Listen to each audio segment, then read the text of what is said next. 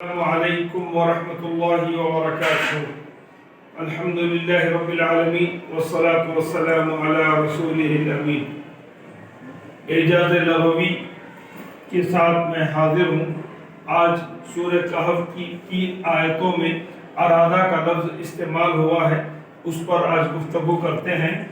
آیت نمبر 79 میں لکھا ہوا ہے، قرآن کی آیت ہے فَأَرَدْتُ أَنْ أَعِيبَهَا، اور آیت نمبر 81 میں لکھا ہوا ہے فَأَرَدْنَا أَنْ يُبْدِلَهُمَا، اور آیت نمبر 82 میں موجود ہے فَأَرَادَ رَبُّكَ۔ تینوں جگہوں پر ارادہ کا لفظ استعمال ہوا ہے، لیکن تینوں کی نسبت الگ الگ ہے۔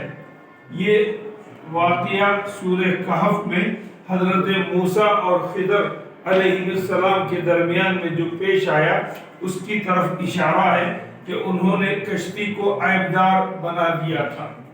وہ کشتی صحیح و سالم تھی، تو وہاں پر انہوں نے اس عیبدار بنانے میں نسبت اپنی طرف کی۔ فَأَرَدْتُ أَنْ أَعِيبَهَا، گرچہ کہ یہ اللہ کے حکم سے تھا، لیکن انہوں نے اس کی نسبت اپنی ذات کی طرف کی، کیونکہ اللہ کی ذات عیب سے پاک ہے، اس لیے انہوں نے اس کی نسبت اللہ کی طرف نہیں کی، کہا فَأَرَدْتُ أَنْ أَعِيبَهَا۔ دوسرے میں یہاں پر اس لڑکے کا ذکر ہے جس کو حضرت خضر نے قتل کر دیا تھا، مار ڈالا تھا، تو یہاں پر انہوں نے نسبت جمع کی استعمال کی، جمع کا صیغہ استعمال کیا۔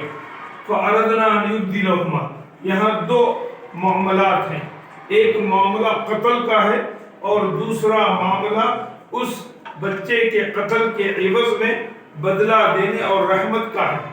تو یہاں پر جمع کا صیغہ استعمال کیا اور قتل کی نسبت حضرت خضر نے اپنی طرف کی، اور رحمت اور اس بچے کے بدل عوض دینے کا مسئلہ اللہ کی طرف کیا۔ تو یہاں پر انہوں نے فَأَرَدْنَا کا لفظ استعمال کیا، فَأَرَدْنَا أَنْ يُبْدِلَهُمَا۔ اور تیسرے میں اس واقعے میں حضرت خضر نے ایک دیوار کو اٹھا دیا۔